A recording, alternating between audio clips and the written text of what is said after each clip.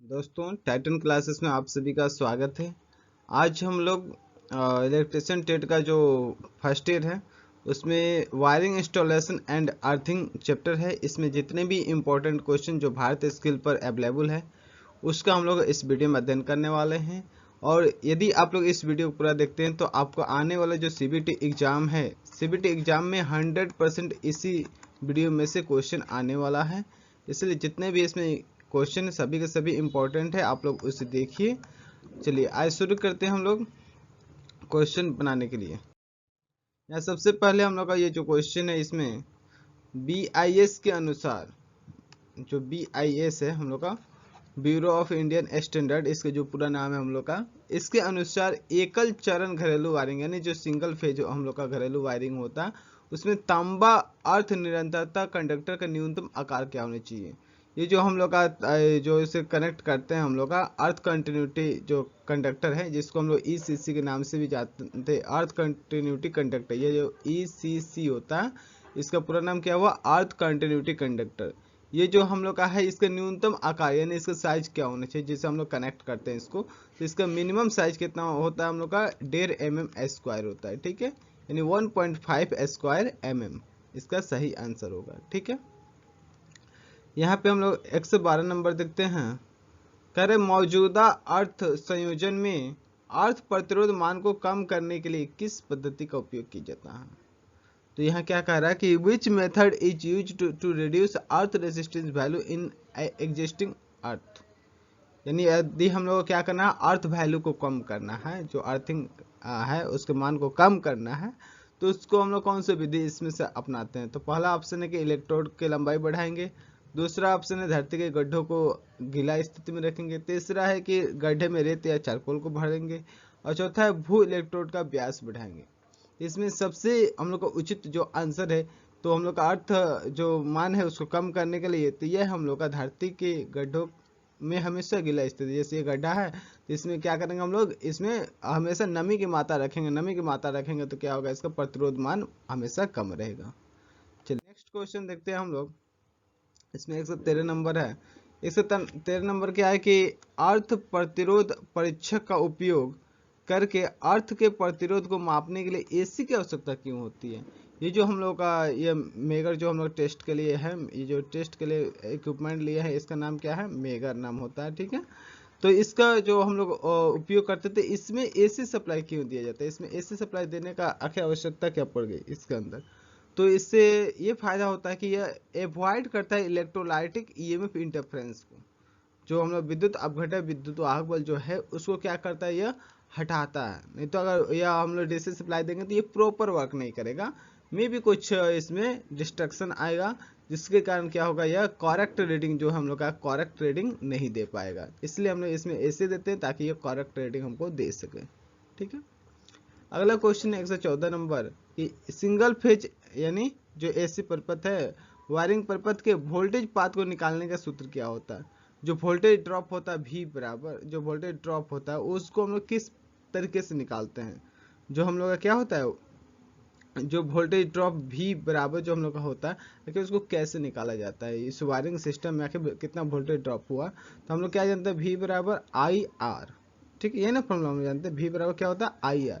इसी फॉर्मूला से हम लोग वोल्टेज ड्रॉप निकालते हैं, यानी यहाँ पर है option number A voltage drop यानी IR वोल्ट, यानी ऑप्शन नंबर A सही है। चलिए नेक्स्ट क्वेश्चन देखें हम लोग।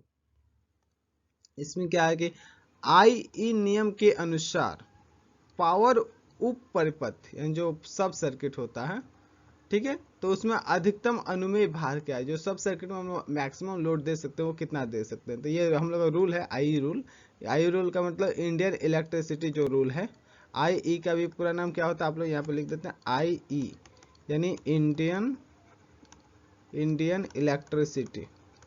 ठीक है, इसको ध्यान रखिएगा आप लोग, इसका भी पूरा नाम एग्जाम में पूछा जाता है। तो इसका रूल क्या है कि in a power sub circuit the load is normally restricted to 3000 watt and number of outlet to in each sub circuit. यानी हम मैक्सिमम इसमें कितना लोड दे सकते हैं, 3000 वाट का लोड दे सकते हैं सब सर्किट में, उससे अधिक नहीं दे सकते। ठीक है, तो ऑप्शन कौन सा सही हो जाएगा, 3000 वाट। आगे क्वेश्चन क्या कर रहा है 116 नंबर कि उपभोक्ता मुख्य बोर्ड में सेवा संयोजन आपूर्ति किस स्थान से जुड़ी होती है। यहाँ पे ऊपर थोड़ा इंग्लिश पढ़े, अगर हिंदी आपको समझ में नहीं आ रहा है, हिंदी थोड़ा डिफिकल्ट वर्ड कुछ आ जा रहा है, तो आप लोग इंग्लिश पढ़कर उसको समझ सकते हैं। ठीक है, which location the service connection supply to leads to connected at consumer main board. जो कंज्यूमर का ये मेन बोर्ड होता है, ये क्या है, हम लोग कंज्यूमर का मेन बोर्ड है। ठीक है, तो ये किससे कनेक्ट रहता है, यही क्वेश्चन पूछा, साफ अर्थ में यही क्वेश्चन कर रहा है कि ये किससे कनेक्ट रहता है आखिर। ठीक है, तो ये हम लोग का किससे कनेक्ट है, या एनर्जी मीटर से कनेक्ट रहता है। मेन बोर्ड किससे कनेक्ट रहता है, एनर्जी मीटर से, तो इसका ऑप्शन सही हो जाएगा हम लोग का एनर्जी मीटर। ठीक है, चलिए नेक्स्ट क्वेश्चन देखते हैं हम लोग आगे क्या कर रहे हैं। घरेलू वायरिंग स्थापना में परीक्षण प्रकार क्या है। ये जो हम लोग टेस्ट कर रहे हैं, ये कौन सा टेस्ट है, देखिए ध्यान से देखिए आप लोग। एक तो यहाँ पे ग्राउंड है, अर्थिंग वाला में तार को जोड़ा गया है इसको टेस्ट लैंप से, और दूसरा तार को लेकर हम लोग एक बार इस पॉइंट पर टच करें, एक बार इस पॉइंट पर टच करें, यानी एक बार फेज पर टच करें, एक बार न्यूट्रल पर टच करें। इससे क्या हम लोग चेक करना चाहते हैं, तो इससे चेक ये करना चाहते हैं कि आखिर ये इस दोनों में से, ये जो दोनों ऊपर दिखाई दे रहा है, इन दोनों में से आखिर कौन फेज है कौन न्यूट्रल है। इसके टेस्ट हम लोग इस मेथड से कर सकते हैं। ये टेस्ट लैंप है, जो फेज रहेगा फेज के कंडीशन में यह ग्लो करेगा, और फेज अगर टच नहीं होगा, न्यूट्रल टच होगा, तो उसमें ग्लो नहीं करेगा। ठीक है, इससे हम लोग पोलैरिटी टेस्ट करते हैं कि कौन सा हम लोग फेज है कौन सा न्यूट्रल है। ठीक है, चलिए अगला क्वेश्चन देखते हैं हम लोग 118 नंबर। इसमें क्या क्वेश्चन कह रहा कि घरेलू वायरिंग स्थापना में अनुमत जो रिसाव होता है, ये कितना का रिसाव हो सकता है, यानी जो लीकेज करंट होता है ये कितना का हो सकता है। लीकेज करंट इंग्लिश में लिखा भी, लीकेज करंट कितना हो सकता है, तो लीकेज करंट की मात्रा कितना हो सकता है, तो 1/5000 फुल इंटू फुल लोड करने हैं। जितना भी फुल लोड करंट है उसका 1/5000 यानी 5000वां हिस्सा में भी लीकेज हो सकता है, तो प्रॉब्लम नहीं है। ठीक है, ये क्वेश्चन कह रहा है कितना लीकेज हो सकता है। नेक्स्ट क्वेश्चन देखते हैं। इसमें क्या कह रहा है कि विविधता गुणांक की गणना करने के लिए किस सूत्र का उपयोग किया जाता है। ठीक है, ये जो विविधता गुणांक यानी डाइवर्सिटी फैक्टर है, ये जो हम लोग कह रहा है यार, डाइवर्सिटी फैक्टर जो कह रहा है, ये जो निकालना है हम लोग किस फॉर्मूले की सहायता से निकालते हैं, तो ये होता है हम लोग का मिनिमम एक्चुअल लोड। ये क्या होता है हम लोग का मिनिमम एक्चुअल लोड अपॉन क्या होता है इंस्टॉलेड लोड, यानी टोटल लोड कितना है वो इंस्टॉलेड लोड, यानी कितना कम से कम कितना लोड हम लोग ले रहे हैं और टोटल लोड कितना है, इन दोनों का रेशियो को डाइवर्सिटी फैक्टर कहते हैं। ठीक है, इससे आप लोग याद रखिएगा। अगला क्वेश्चन देखते हैं हम लोग 120 नंबर। नए घरेलू वायरिंग स्थापना का परीक्षण करने के लिए किस उपकरण का उपयोग किया जाता है। जो हम लोग का जो इंग्लिश पढ़ के एक बार देखते हैं हम लोग, which instrument is use to test new domestic wiring installation. ठीक है, जैसे किसी भी नया घर बना, उसमें टोटल नया वायरिंग हुआ है, तो उसको टेस्ट करना तो आखिर किस उपकरण का उपयोग करते हैं, तो हम लोग मेगर का उपयोग करते हैं। जैसे चित्र में भी आपको दिख रहा है ये मेगर है, मेगर का उपयोग करके हम लोग आसानी से पता कर सकते हैं कि ये जितना भी वायरिंग हुआ है वो सही सलामत यानी सही है। ठीक है, इसी तरह से हम लोग आगे भी देखेंगे। अगला क्वेश्चन इसमें कह रहा है वायरिंग स्थापना में परीक्षण का प्रकार क्या है। यहाँ पे आप लोग जो टेस्ट ये देख पा रहे हैं, ये किस प्रकार का टेस्टिंग है, इसके बारे में पूछा गया है इसमें। ठीक है, ये किस प्रकार का टेस्टिंग आप लोग देख पा रहे हैं, तो इसमें जो हम लोग चालक हैं और भूमि के बंध कुचालक प्रतिरोध का टेस्टिंग इसमें हो रहा है। ये जो चालक है हम लोग का, ये जो कंडक्टर है, और ये जो हम लोग का क्या है चालक और भूमि के मध्य यानी जो अर्थिंग है, इसके मध्य हम लोग ये मेगर की सहायता से हम लोग क्या करते हैं, चेक कर रहे हैं कि इसका रेसिस्टेंस कितना है। Insulation resistance test between conductor and earth. ठीक है, यानी ऑप्शन नंबर डी सही है। अगला क्वेश्चन हम लोग का 122 नंबर है। सिस्टम अर्थिंग कहाँ किया जाता है। जो हम लोग सिस्टम अर्थिंग करते हैं, ये अर्थिंग तो आप लोग जानते हैं कि अर्थिंग यानी किसी भी मशीन को चाहे इक्विपमेंट को ग्राउंड करना है, अर्थिंग कहलाता है। तो जो हम लोग का सिस्टम अर्थिंग आखिर ये कहाँ पे किया जाता है। ठीक है, ये क्वेश्चन हम लोग से पूछा। तो हम लोग जो सिस्टम अर्थिंग करते हैं ये जनरेटिंग स्टेशन में किया जाता है, जहाँ पर क्या होता है बड़े बड़े जो मशीन होते हैं, ये जो मशीन है, यहाँ तो मोटर दिखाया गया, लेकिन जो जनरेटिंग स्टेशन होते हैं जहाँ से हम लोग विद्युत जो वहाँ से हम लोग विद्युत सप्लाई आता है, सब स्टेशन हो गया, ये सभी जगहों पर हम लोग क्या करते हैं सिस्टम अर्थिंग करते हैं। जो भी सिस्टम होता है उसको क्या करते हैं हम लोग ग्राउंड से ऐसे कनेक्ट कर देते हैं, इसी को कहा जाता है सिस्टम अर्थिंग। ठीक है, आगे हम लोग देखते हैं अगला क्वेश्चन, मेगर का उपयोग करके क्या परीक्षण किया जाता है। जो हम लोग मेगर का उपयोग करते हैं, आखिर इस मेगर से हम लोग क्या पता करते हैं। ये जो मेगर दिख रहा है साइड में, यहाँ पे हैंडल भी रहता है, यह हैंडल है, इससे हम लोग क्या करते हैं, घुमाते हैं इसको, इसमें इलेक्ट्रिसिटी जनरेट होती है और जिसकी सहायता से हम लोग मेजर करते हैं। और तो मेगर का उपयोग हम लोग किस चीज़ को टेस्ट करते हैं आखिर, इससे हम लोग क्या करते हैं, कुचालक प्रतिरोध परीक्षण यानी इंसुलेशन रेसिस्टेंस को टेस्ट किया जाता है मेगर की सहायता से। ठीक है, अगला क्वेश्चन अब हम लोग देखते हैं कि जो घरेलू वायरिंग सर्किट है, जो घरेलू वायरिंग सर्किट में लैंप चमक कम और मोटर धीमी चलने का क्या कारण है। जो हम लोग का मान लेते हैं यहाँ पे जो लैंप है, इसका ब्राइटनेस जो था पहले की तुलना में क्या हो गया, कम हो गया, चाहे मोटर जो चलता है वो धीमे चल रहा है।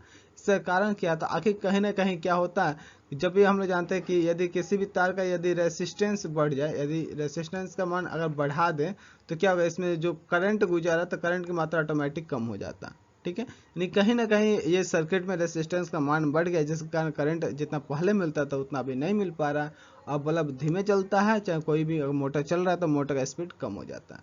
यानी ये क्या होता है, high value series resistance fault, यानी जो हम लोग का सीरीज रेसिस्टेंस फॉल्ट, यानी रेसिस्टेंस का मान बढ़ जाता है, यानी उच्च मान श्रेणी परिपथ दोष हो जाता है।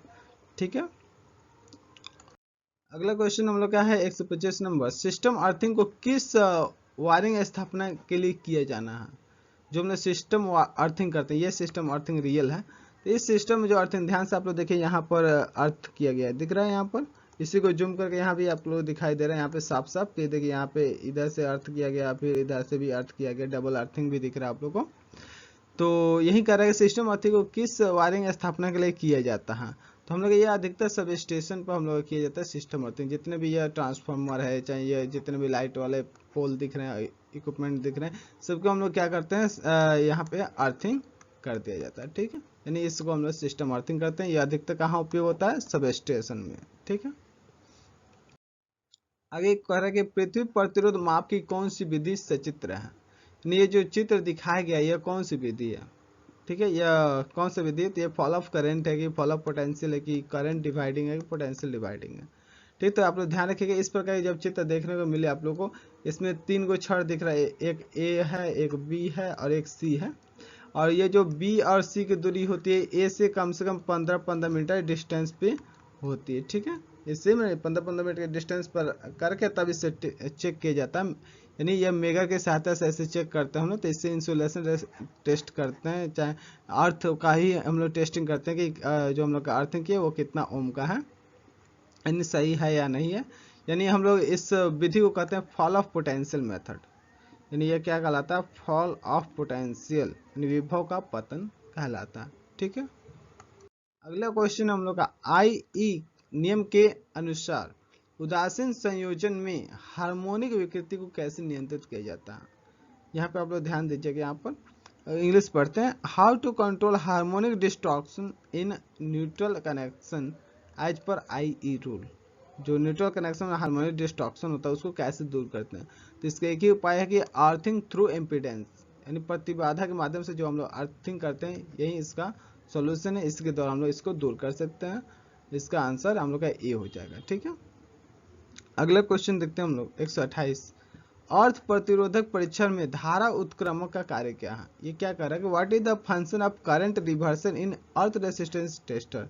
यानी जो हम लोग ये अर्थ रेसिस्टेंस जो टेस्टर है, इसमें क्या होता है, करंट रिवर्स कर जाएगा। इसका रिवर्स होता तो इसका उद्देश्य क्या है, इसका मैंने क्या कार्य है कि करंट रिवर्स करना पड़ता है। तो ये क्या होता है कि change DC supply into AC supply. ये क्या हो जाता है, डीसी आपूर्ति को एसी आपूर्ति में बदलने के लिए ऐसा किया जाता है।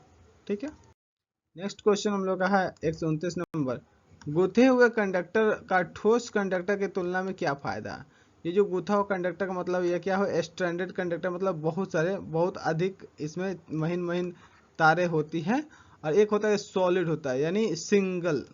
इसमें क्या होता है, सिंगल होता है, सॉलिड होता है। तो इन दोनों में क्या फायदा होता है, तो आप लोग भी देखें, जिसमें तारों की संख्या अधिक होती है वो क्या है, ज़्यादा फ्लैक्सीबल होता है। वो क्या होता है, ज़्यादा फ्लैक्सीबल का मतलब ज़्यादा मुलायम होता है। ज़्यादा मुलायम होता है, इसको आसानी से कहीं भी फोल्ड कर दो, कहीं भी फोल्ड करके रख सकते हैं आसानी से। और जो स्टैंडर्ड होता है वो क्या होता है, कड़ा होता है, इसको मोड़ने में परेशानी भी होती है, चाहे इसको कहीं भी रखना भी थोड़ा कठिनाई होता है। तो इससे फायदा क्या होता है कि जो गूथा हुआ कंडक्टर होता है क्या होता है, अधिक लचीला होता है, यानी मोर फ्लैक्सिबल होता है। ठीक है, यानी मोर फ्लैक्सिबल, ऑप्शन नंबर बी सही है। चलिए 130 नंबर देखते हैं हम लोग। इसमें क्या क्वेश्चन कह रहा है कि पृथ्वी के प्रतिरोध को कैसे कम किया जा सकता है। पृथ्वी के प्रतिरोध को बोल रहा है, तो ध्यान से इंग्लिश में पढ़िएगा, how the earth resistance can be reduce. ठीक है, यानी जो हम लोग का अर्थ रेसिस्टेंस है उसको कैसे कम कर सकते हैं, पृथ्वी का प्रतिरोध नहीं, जो हम लोग का अर्थ रेसिस्टेंस होता है उसको कैसे कम कर सकते हैं। तो जैसे यहाँ पे एक सिस्टम दिख रहा है, इसको तो अर्थिंग किया गया, लेकिन आप लोग देख पा रहे हैं कि इधर भी अर्थिंग है, इधर भी अर्थिंग है। तो इस प्रकार के अर्थिंग का अर्थ ये हुआ कि अगर डबल अर्थिंग हम लोग करते हैं, डबल, अगर हम लोग डबल अर्थिंग करते हैं तो रेसिस्टेंस वैल्यू और कम हो जाता है, जिसके कारण हम लोग का जो दुर्घटना के चांसेस बहुत कम हो जाते हैं, नगण्य के बराबर। तो हम लोग अर्थ रेसिस्टेंस कैसे कम कर सकते हैं, तो दोहरी अर्थिंग प्रदान करके, यानी ऑप्शन नंबर ए सही है। ठीक है, जो यहाँ पे ऑप्शन नंबर ए दिख रहा है ना, ये ऑप्शन नंबर ए सही है। अगला क्वेश्चन देखते हैं हम लोग, 131 नंबर कह रहा है कि पृथ्वी प्रतिरोध को मापने के लिए इलेक्ट्रोड को एसी की आपूर्ति करने के कारण क्या है। अभी जस्ट हम लोग को इधर पहले पढ़े थे कि जो मेगर है हम लोग का मेगर, तो इसमें हम लोग इलेक्ट्रिसिटी के रूप में डीसी न देके एसी ही देते हैं। एसी क्यों देते हैं, क्योंकि ये जो इलेक्ट्रोलाइटिकल इंटरफ्रेंस होता है, जो ईएमएफ का इंटरफ्रेंस होता है, यहाँ पर ऑप्शन नंबर डी में दिख रहा है, avoid the effect of electrolytic EMF interference, इसको दूर करता है एसी सप्लाई। डीसी में भी सही रीडिंग नहीं दे पाता है, जिसके कारण हम लोग एसी सप्लाई देते हैं। नीचे भी आप लोग पढ़ सकते हैं, व्हेन डीसी इज यूज्ड, ध्यान से पढ़िए यहाँ पे, when DC is used in electrode resistance measurement, the effect of electrolytic EMF interference with the measurement and reading may go wrong। यानी क्या होता है, डीसी सप्लाई देने से में भी कुछ इंटरफेरेंस उत्पन्न होता है, जिससे हम लोग का रीडिंग गलत हो सकता है। टू अवॉइड दिस, इसको अवॉइड करने के लिए, यानी इससे दूर करने के लिए हम लोग क्या करते हैं, the supply to the electrode should be AC, इसलिए हम लोग क्या करते हैं, एसी सप्लाई देते हैं। चलिए अगला क्वेश्चन देखते हैं, 132 नंबर, मेगर उपयोग में नहीं है, ठीक है, फिर भी क्यों सूचक पैमाना शून्य पे स्थिर नहीं है। जैसे हमारा अभी तो मेगर का जो ये नीडल है अभी रीडिंग में मतलब सप्लाई में नहीं, फिर भी ये क्या होता है, इधर उधर हिल रहा है, इधर उधर क्या कर रहा है, सुई हिल रहा है, इधर से उधर हिल रहा है। इसका अर्थ क्या हुआ, इसका अर्थ हम लोग से पूछा कि ऐसे क्यों होता है। तो ऐसा इसलिए होता है कि इस सुई में कंट्रोलिंग टॉर्क नहीं, ये जो हमारा कंट्रोलिंग टॉर्क इधर से लगना चाहिए सुई को स्थिर रखने के लिए, यहाँ पे जो स्प्रिंग होता है इसमें जो कंट्रोलिंग टॉर्क होना चाहिए वो कंट्रोलिंग टॉर्क नहीं है, यानी ऑप्शन नंबर ए है, it is not having controlling torque, यानी ये बलाघुंड को नियंत्रित नहीं कर रहा। यानी अगर इसमें कंट्रोलिंग टॉर्क होगा तो ये सुई हिलेगा डुलेगा नहीं, एक जगह स्थिर रहेगा, और जब रीडिंग देना होगा तो रीडिंग देगा। ठीक है, 133 नंबर क्वेश्चन क्या कह रहा है हम लोग से, पृथ्वी प्रतिरोध परीक्षक में ओम मीटर सुई के विक्षेपण किसके अनुपातिक होता है। जो ओम मीटर में जो विक्षेपण होता है सुई का, जो हम लोग रीडिंग देता है उसमें जो डिफ्लेक्शन होता है वो किसके रेशियो में होता है। तो इसको याद रखना है हम लोग को, एक ही ऑप्शन इसमें है, इसको ध्यान रखिएगा, ratio of the current in two coil, जो दो कॉइलों में जो करंट होता है उसका जो रेशियो निकालते हैं वही हम लोग का क्या होता है, हम लोग का तो उसके अनुपात के बराबर होता है इसका विक्षेपण जो ओम मीटर के सुई होता है। ठीक, अगला क्वेश्चन है हम लोग का 134 नंबर, पृथ्वी प्रतिरोध परीक्षक किस सिद्धांत पर कार्य करता है। जो हम लोग का which principle the earth resistance tester work, जो अर्थ रेसिस्टेंस टेस्टर आखिर किस सिद्धांत पर, अभी जस्ट को इधर पहले में देखे थे 3 गो यहाँ पर रॉड था, ए बी सी था, तो यह किस पर कार्य करता है हम लोग का, तो फॉल ऑफ पोटेंशियल मेथड के सिद्धांत पर कार्य करता है। ठीक है, यानी अर्थ रेसिस्टेंस टेस्ट किस पर काम करता है, फॉल ऑफ पोटेंशियल मेथड यानी विभवपात विधि पर कार्य करता है, इसी सिद्धांत के आधार पर। अगला क्वेश्चन देखते हैं हम लोग 135 नंबर, इसमें क्या कर रहा है कि उपकरण अर्थिंग की तुलना में सिस्टम अर्थिंग अलग क्यों है। जो उनका उपकरण अर्थिंग होता है यानी इक्विपमेंट अर्थिंग होता है, एक सिस्टम अर्थिंग होता है, दोनों अलग क्यों है। ठीक है, तो अलग कैसे है, तो यहाँ पर ध्यान दीजिएगा, ये जो हम लोग का है फर्स्ट नंबर चित्र में क्या दिख रहा है, ये हम लोग का इक्विपमेंट अर्थिंग के अंतर्गत आता है। ये सिंगल रॉड दिख रहा है, यहाँ पे आकर तार इसमें जोड़ते हैं, इक्विपमेंट अर्थिंग टाइप का है। और यहाँ पे जो दिख रहा है यह क्या है, हम लोग का अर्थिंग सिस्टम अर्थिंग, यह प्लेट एक है अर्थिंग का, इसमें सभी अर्थिंग को लाकर जोड़ा गया, यह एक तरह से क्या हम लोग का सिस्टम अर्थिंग है। तो यह क्या कर रहा है हम लोग से क्वेश्चन कह रहा है कि उपकरण जो अर्थिंग सिस्टम अर्थिंग तुलना में अलग क्यों है। तो अलग इसलिए कि ये धारावाहक चालक से संबंधित है। टोटल में हमेशा धारा इसमें लगभग बॉडी पर करंट रहता है, इसमें हमेशा धारा बहते रहता है, इसलिए यह धारावाहक चालक से संबंधित है। क्योंकि यह हम लोग मनुष्य के रक्षा उसमें कुछ करना नहीं, क्योंकि वो तो सिस्टम अर्थिंग है, बहुत बड़ी बड़ी मशीन का होता है वहाँ पे। तो इसमें हमेशा कभी न कभी लीकेज करंट हमेशा इसमें रहता ही रहता है। तो इसलिए कहा गया कि it is associated with current carrying conductor. ठीक है, यह धारावाहक चालक से संबंधित होता है। 136 नंबर जो हम लोग क्वेश्चन है, इसमें क्या है कि यदि किसी व्यक्ति को 20 मिली एम्पियर का झटका प्राप्त होता है तो क्या प्रभाव पड़ेगा। 20 मिली एम्पियर का झटका होगा तो उससे क्या हो सकता है। ठीक है, तो इससे क्या होता है, अगर 20 मिली एम्पियर आपको करंट लगता है तो इससे बस पेनफुल शॉक यानी बहुत दर्दनाक झटका ही इससे महसूस होता है। क्योंकि 20 मिली एम्पियर उतना भी शरीर के लिए मतलब डेथ के लिए नहीं है। क्योंकि अगर 30 मिली एम्पियर से अगर ऊपर करंट की मात्रा होती है तो वो किसी व्यक्ति को डेथ कर सकता है। ये 20 मिली एम्पियर लगभग पैरालाइज भी कर सकता है या दर्दनाक झटका देकर छोड़ सकता है। ठीक है, इस बात को ध्यान रखिए आप लोग। अगला क्वेश्चन देखते हैं हम लोग, एमसीबी के किस विद्युत उपकरण एल श्रेणी का उपयोग किया जाता है। कार्य एमसीबी के किस विद्युत उपकरण एल श्रेणी का उपयोग किया जाता है, यानी एल सीरीज एमसीबी का उपयोग किस में करते हैं, गीजर में करते हैं, लोकोमोटिव में, कि हैलोजन लैंप में, कि एयर कंडीशनर में। तो ये पिछले वीडियो में ही बता दिए हैं कि जो हम लोग एल टाइप होता है ये किस लोड के लिए होता है, ये रेसिस्टिव लोड के लिए होता है। तो रेसिस्टिव लोड इन ऑप्शन में से कौन सा रेसिस्टिव लोड है, हम लोग ये जो गीजर है ये क्या है, रेसिस्टिव लोड है, इसलिए इसमें उपयोग करते हैं। ठीक है, अगला क्वेश्चन 138, डेड लघु वायरिंग इंस्टॉलेशन में मेगर क्या पड़ रहा है। जो डेड का मतलब शॉर्ट सर्किट इंस्टॉलेशन, जैसे यहाँ पर चित्र में देख पा रहे हैं ये शॉर्ट सर्किट है। अगर इसमें हम लोग मेगर के साथ रीडिंग नोट करेंगे तो मेगर क्या बताएगा, तो इसमें क्या बताएगा, शॉर्ट सर्किट है तो 0 मेगा ओम, यानी शॉर्ट सर्किट है यानी 0 वैल्यू बताएगा। ठीक है, यानी मेगा रीडिंग नहीं देगा, इसमें 0 वैल्यू बताएगा। अगला क्वेश्चन देखते हैं 139 नंबर, और शायद ये आपके इस मॉड्यूल का लास्ट क्वेश्चन है। क्रिम्पिंग से क्या फायदा, तो क्रिम्पिंग से फायदा क्या होता है। ठीक है, तो अब देख पा रहे हैं यहाँ पे क्रिम्प करके तार को इसमें लग में लगा के क्रिम्प किया गया ना, आप चित्र में देख सकते हैं। और यहाँ पे यहाँ क्रिम्पिंग टूल देख सकते हैं कैसे क्रिम्प किया जा रहा है। और क्रिम्प करने के बाद यहाँ पे आकृति भी देख सकते हैं आप लोग, क्रिम्प करके कैसे तार को इसमें दाबा गया। यानी ये क्या करता है, ढीले संयोजन को दूर करता है, यानी जो लूज कनेक्शन होता है उससे इस समय को मुक्ति मिल जाती है। इसको हम लोग कस सकते हैं नॉट बोल्ट से। ठीक है, तो इस प्रकार से हम लोग आज जो मॉड्यूल 3 था इसका सभी वीडियो का जितना भी क्वेश्चन था इसका अंतर्गत हम लोगों ने उसको कवर किया।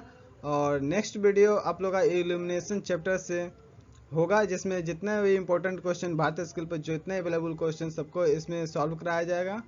यार नेक्स्ट वीडियो आप तक जल्दी पहुंच जाए इसका नोटिफिकेशन, इसके लिए वीडियो को लाइक कीजिए, शेयर कीजिए तथा सब्सक्राइब कीजिए। आज के वीडियो देखने के लिए बहुत बहुत धन्यवाद। Thank you.